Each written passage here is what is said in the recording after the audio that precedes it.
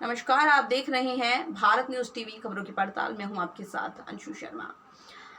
जैसा कि हमने आपसे वादा किया है, इस आज़ादी के अमृत महोत्सव में हम आपको 1 अगस्त से 15 अगस्त तक स्वतंत्रता आंदोलन से जुड़ी कुछ खास यादें ताज़ा करते रहेंगे। आज 10 अगस्त है और आज हम आपको रूबरू कराने जा रहे हैं वरिष्ठ चिकित्सक डॉक्टर राजीव दुबे से, जिन्होंने भारतीय सेना में रहते हुए पाकिस्तान के साथ हुए कारगिल युद्ध में भारतीय सेना के घायल हुए जवानों को इलाज मुहैया कराने में अपनी यूनिट के साथ रात दिन एक कर दी थी।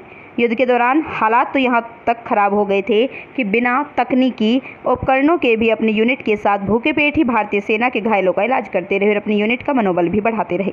सामुदायिक स्वास्थ्य केंद्र जालौन में तैनात राजीव दुबे के बारे में चिकित्सा अधिकारी डॉक्टर कपिल गुप्ता, वरिष्ठ चिकित्सक डॉक्टर विकास यादव कहते हैं, उन्हें गर्व है राजीव दुबे भारतीय सेना की सेवा करने के बाद उनके बीच काम कर रहे हैं।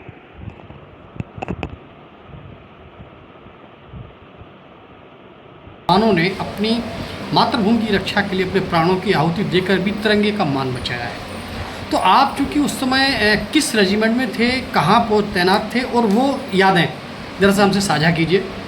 उस समय कारगिल युद्ध के दौरान मैं जो है आर्मी मेडिकल कोर की तरफ से किसी मिलिट्री हॉस्पिटल कारगिल में ही तैनात था जी, ऐसे सीनियर मेडिकल ऑफिसर जी, और वहाँ और भी हमारे साथ मेडिकल ऑफिसर थे। तो हम लोगों की यूनिट में उस समय काफ़ी उस समय यादें हैं उस समय की। जी, कारगिल का युद्ध इस तरह का युद्ध था जिसमें सबसे ज़्यादा जवान घायल हुए हमारे और सबसे ज़्यादा जवान शहीद हुए। अभी तक किसी भी युद्ध में, चाहे वो 62 की हो चाहे 71 की हो, इतने जवान शहीद नहीं हुए, क्योंकि वहाँ उस समय दुश्मन काफ़ी हाइट पर था तो हमारे जवान काफ़ी घायल हुए।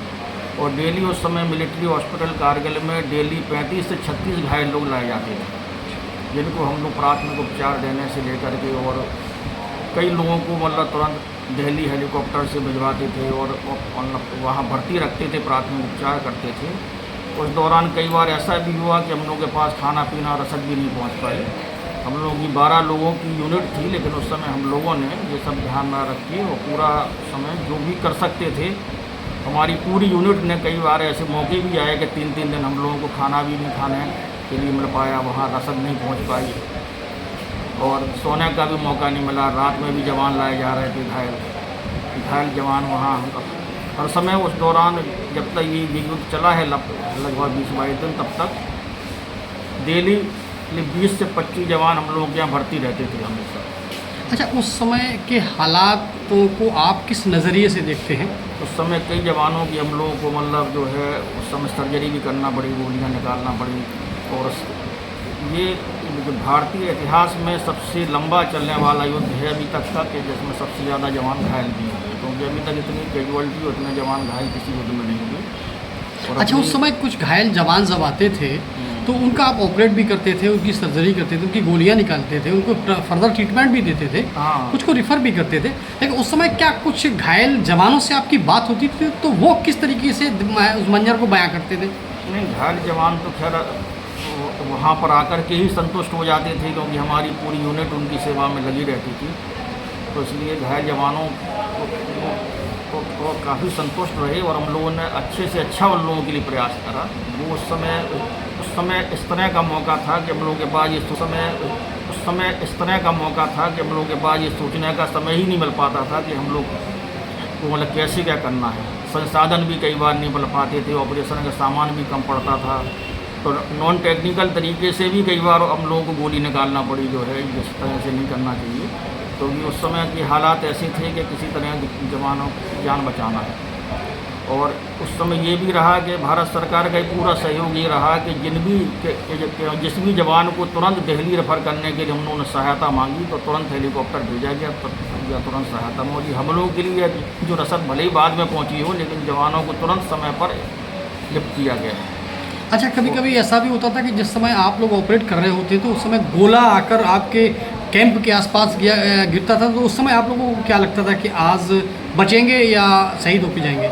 आवाज़ें तो चारों तरफ से आती ही रहती थी वहाँ आसपास से, जैसे बहुत तेज़ बादल गरजते हैं इस तरह की आवाज़ें तो रात में और 24 घंटे ही वहाँ पर आती थी, क्योंकि तो हम लोगों की चारों तरफ माहौल ही वहाँ था, क्योंकि गोला बारूद की आवाज़ें तो वहाँ आती ही रहती थी। अच्छा, उसमें आपकी यूनिट में 12 लोग थे, मेडिकल यूनिट की जो टीम थी, तो उन लोगों को आप आपस में कैसे आप लोग कंपेयर करके चलते थे कि आपस में कहीं कभी कभी किसी को ये लगता था कि शायद आज हो सकता है कल का सुबह ना देखें तो हाँ, ये तो लगता था। तो हम लोग यही सोचते थे। फिर कई बार मैंने अपने साथ को चूँकि मैं वहाँ डॉक्टर था, बाकी पैरा स्टाफ थे, तो मैं उनको ये समझाता था।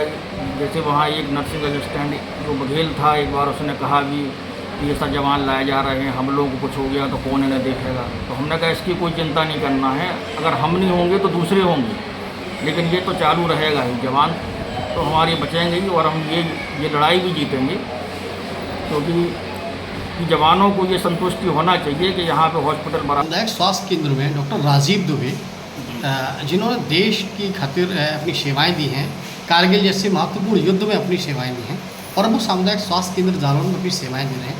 इसको आप किस नज़रिए से देखते हैं?